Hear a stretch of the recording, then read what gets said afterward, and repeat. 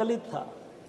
हमारे देश में गदा युद्ध, मल्ल युद्ध, आर्चरी यानी कि धनुर्विद्या, ये सब विषय में हमारी पारंगतता थी, लेकिन बाद में धीरे धीरे उपेक्षित होता रहा।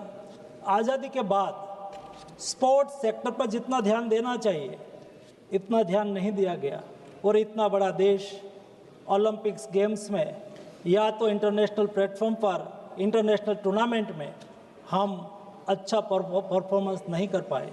स्पीकर सर, मुझे बताते हुए खुशी हो रही है कि प्रधानमंत्री मोदी जी ने 2014 से स्पोर्ट्स सेक्टर में रिफॉर्म चालू करा, बदलाव चालू करा, और ये बदलाव की सीक्वेंस का एक part means sports governance bill है।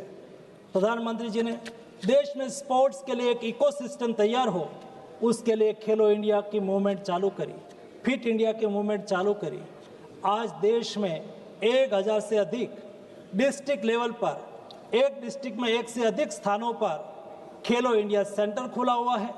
वहाँ युवाओं को ट्रेनिंग मिल रही है, एथलीट को ट्रेनिंग मिल रही है, और एथलीट अच्छी तरह से अपना परफॉर्मेंस करते आगे बढ़ रहे हैं।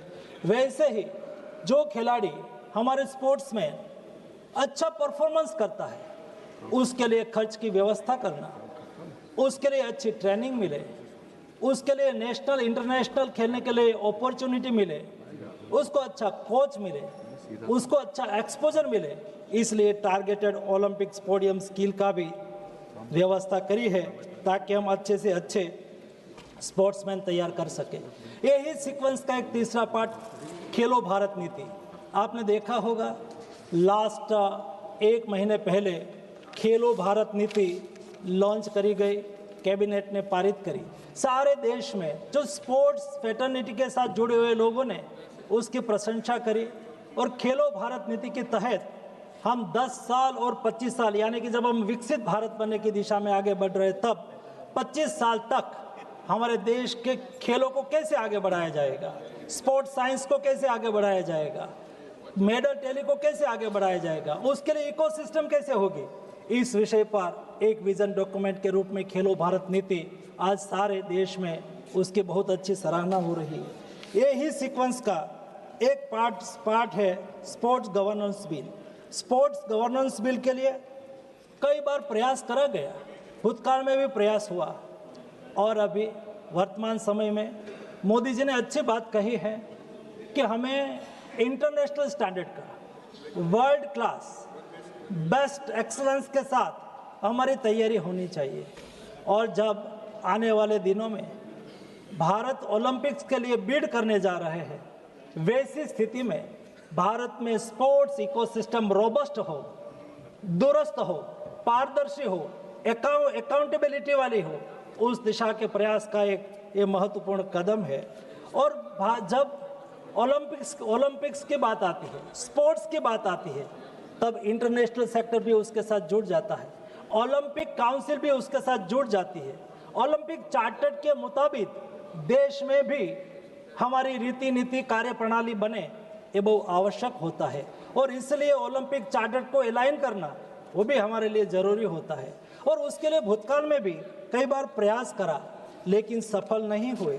1975 में पहली बार देश में एक गाइडलाइन तैयार करी गई। इस गाइडलाइन के मुताबिक देश में स्पोर्ट्स का गवर्नेंस करा जाए। 1985 में पहली बार स्पोर्ट्स के बिल के लिए ड्राफ्ट तैयार करा गया था, लेकिन ये देश में स्पोर्ट्स को भी पॉलिटिक्स का क्षेत्र चुन लिया है, वो पॉलिटिक्स का हिस्सा बनता गया, कई लोगों का उसमें हित शामिल था, तो कोई प्रयास करता था मेरे जैसे मंत्री, लेकिन ये मंत्री स्पोर्ट्स गवर्नेंस बिल को लेकर आगे नहीं आ पाता था। 1985 में पहला ड्राफ्ट तैयार हुआ, 2011 में एक स्पोर्ट्स कोड बनाया गया, बिल तो नहीं आया, लेकिन एक स्पोर्ट्स कोड बनाया गया। इस स्पोर्ट्स कोड के बाद 2011 में फिर से एक बार ड्राफ्ट स्पोर्ट्स बिल तैयार करा गया, और 2011 में वो कैबिनेट तक पहुंचा था, लेकिन कैबिनेट तक पहुंचे उसके पहले ही उसके पर डिबेट हो गई, इंटरनल डिबेट हो गई, और उस वक्त की सरकार उसको कैबिनेट में भी नहीं ला पाई थी। और 2013 में अजय माकन जी स्पोर्ट्स मिनिस्टर हुआ करते थे, उन्होंने प्रयास करा, मेहनत करी, डिबेट करा, डिस्कशन करा और उन्होंने वो समझा कि कैसा भी करके हमें स्पोर्ट्स गवर्नेंस बिल लाना चाहिए, स्पोर्ट्स के लिए, स्पोर्ट्स पर्सन के हित में, स्पोर्ट्स फेडरेशन के हित में, और गवर्नमेंट एक अच्छी तरह से गवर्नमेंट, फेडरेशन, एथलीट सब साथ में मिलके देश में एक स्पोर्ट्स की इकोसिस्टम को तैयार कर सके, उस उद्देश्य के साथ उन्होंने प्रयास करा। कैबिनेट तक आया, कैबिनेट में डिस्कशन हुआ, लेकिन डिस्कशन होने के बाद वहां से डिफर हो गया, वो पार्लियामेंट तक नहीं पहुंच पाया था। स्पीकर सर, मुझे बताते हुए खुशी हो रही है, वर्तमान समय में मोदी गवर्नमेंट है। मोदी जी की इच्छा शक्ति के आधार पर मोदी जी ने तय करा कि रिफॉर्म सीक्वेंस में आना चाहिए। अभी स्पोर्ट्स गवर्नेंस बिल के बाद 10 साल का देश का स्पोर्ट्स का विजन और 2047, 10 साल में हमें दुनिया में 10वें क्रम तक पहुंचना है स्पोर्ट्स सेक्टर में। आने वाले 25 साल यानी कि जब देश आज़ादी का शताब्दी वर्ष मनाता हो, तब हम दुनिया में 1 से 5वें क्रम में होना है। और ये लक्ष्य को हासिल करने के लिए इस सीक्वेंस रिफॉर्म के पार्ट के रूप में ये बिल आज आपके सामने लाया गया है। वर्तमान समय में जो स्थिति पैदा हुई है, आज छोटे छोटे विषय के लिए गुड गवर्नेंस का प्रयास कोई करता है, कोर्ट मैटर हो जाती है। देश में 350 से अधिक मामला कोर्ट में पड़ा हुआ है। स्पोर्ट्स फेडरेशन के इलेक्शन में, स्पोर्ट्स फेडरेशन की कार्यप्रणाली में पारदर्शिता का अभाव है, और कई ऐसे विषय है जो छोटी छोटी बात में स्पोर्ट्स को हित को प्रायोरिटी रखने के बजाय अपने हितों को आगे करते हैं। स्पोर्ट्स पीछे छूट जाता है और मेडल टैली में हम पीछे रह जाते हैं। हमारे एथलीट, हमारे महिला एथलीट को अच्छी तरह से पारदर्शिता से कंपटीशन में पार्टिसिपेशन करने का अवसर मिले, कोई जगह पे उसको परेशानी ना हो। हमारी महिला को फेडरेशन में भी प्रतिनिधित्व मिले, ताकि कोई फेडरेशन में एथलीट महिला को कोई दिक्कत हुई हो तो उसकी सुनवाई करने वाली भी हमारे यही फेडरेशन की एथिक कमेटी में बैठने वाली हमारी महिला हो। ये करना बहुत आवश्यक था। और ये बिल जब हमने तैयार करा, तब हमने डिटेल डिस्कशन करा, और ये डिस्कशन हमने सारे फेडरेशन के साथ करा, हमने सभी राज्यों के स्पोर्ट्स मिनिस्टर के साथ करा। जब हम बिल तैयार कर रहे थे, 1 साल तक लंबा डिस्कशन हुआ।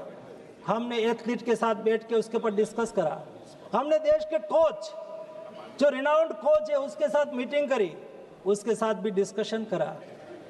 और इंटरनेशनल ओलंपिक्स काउंसिल यानी कि ओलंपिक्स काउंसिल के साथ एलाइन, उसके चार्टर को फॉलो करना था, तो उसके साथ भी हमने डिस्कशन करा। इंटरनेशनल फेडरेशन, उसके साथ भी हमने डिस्कशन करा। और अंत में मैंने 3-3.5 घंटे तक हाई कोर्ट और सुप्रीम कोर्ट में स्पोर्ट्स प्रैक्टिस करने वाले लॉयर के साथ भी डिस्कशन और डिबेट करी, और उनके बाद ये बिल को पब्लिक कंसल्टेशन के लिए भी रखा गया। 600 से अधिक पब्लिक कंसल्टेशन के दरमियान कमेंट आई।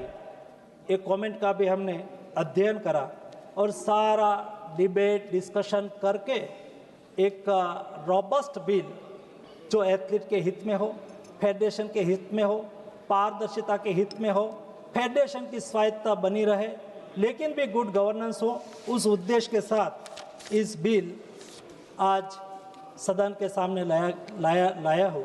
उसके अलावा आज नेशनल एंटी डोपिंग बिल, ये भी देश में हम एक अच्छी एक स्पोर्ट्स कंट्री के रूप में जब आगे बढ़ रहे हैं, तब इंटरनेशनल यानी कि वर्ल्ड डोपिंग एजेंसी, उसको हम सिग्नेटरी होने के नाते उसके साथ एलाइन करना ये आवश्यक होता है। समय बदलता है, परिस्थिति बदलती है, विषय बदलता है। समय, परिस्थिति और विषयों के साथ जब वर्ल्ड डोपिंग एजेंसी नए नए नियम बनाती है, उसको एलाइन करना आवश्यक होता है। एलाइन करने के लिए हम नेशनल एंटी डोपिंग बिल में अमेंडमेंट भी लेके आए हैं। दोनों बिल पर सदन विचार करे और उसको पारित करे, यही अपेक्षा है। स्पीकर महोदय, मैं आपसे अपेक्षा करूंगा कि आप सम्मानित सदस्यों के सामने विषय रखें। माननीय सदस्य श्री केसी नैनी शिवानाथ जी।